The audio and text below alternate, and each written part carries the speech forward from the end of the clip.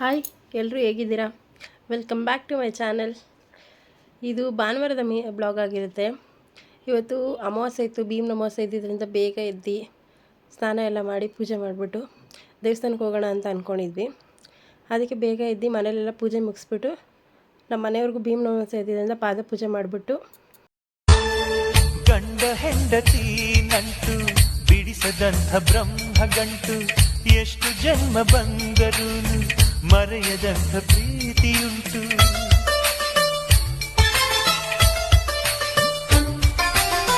ಭೂಮಿಯಲ್ಲಿ ಪ್ರೀತಿ ಬಿಟ್ಟು ಬೇರೆ ದೇವರಲ್ಲಿ ಉಂಟು.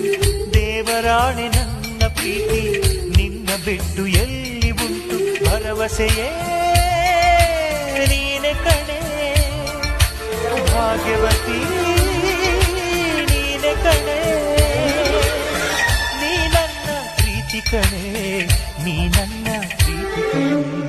ನನ್ನವಳು ನನ್ನವಳು ನನ್ನುದಯ ಕನ್ನಿವಳು, ನನ್ನವಳು ನನ್ನವಳು ನನ್ನಿಸಿದ ಹೆಣ್ಣಿವಳು. ಅಪರಂಜಿ ಅಪರಂಜಿ ನೀ ನನ್ನ ಮನಸ್ಸು ಕಣೆ, ಗುಳಗಂಜಿ ಮಾತಿನಲು ಸಿಹಿ ಗಂಜಿ ಕೊಡುವೆ ಕಣೆ.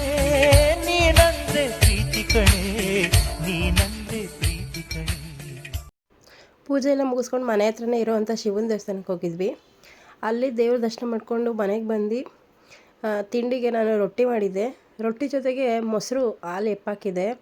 ಅದು ಮೊಸರಿಗೆ ನಮ್ಮ ಮನೆಯವ್ರಿಗೆ ಬೆಲ್ಲ ಹಾಕ್ಕೊಂಡು ತಿನ್ನೋದು ತುಂಬ ಇಷ್ಟ. ಆ ರೊಟ್ಟಿ ಜೊತೆಗೆ ಮೊಸರಿಗೆ ಬೆಲ್ಲ ಹಾಕ್ಬಿಟ್ಟು ಇಟ್ಟಿದ್ರು. ನಾನು ರೊಟ್ಟಿ ಮಾಡಿಕೊಡೋ ಅಷ್ಟರಲ್ಲಿ ಬೆಲ್ಲ ಕರಕೊಳ್ಳಿ ಅಂತ ಹೇಳ್ಬಿಟ್ಟು ಮೊಸರಿಗೆ ಹಾಕಿಟ್ಟಿದ್ರು. ಅದು ಕೊಟ್ಟೆ. ನೋಡ್ಬೋದು, ಮೊಸರಿಗೆ ಬೆಲ್ಲ ಹಾಕ್ಬಿಟ್ಟು ಇಟ್ಟಿದ್ರು.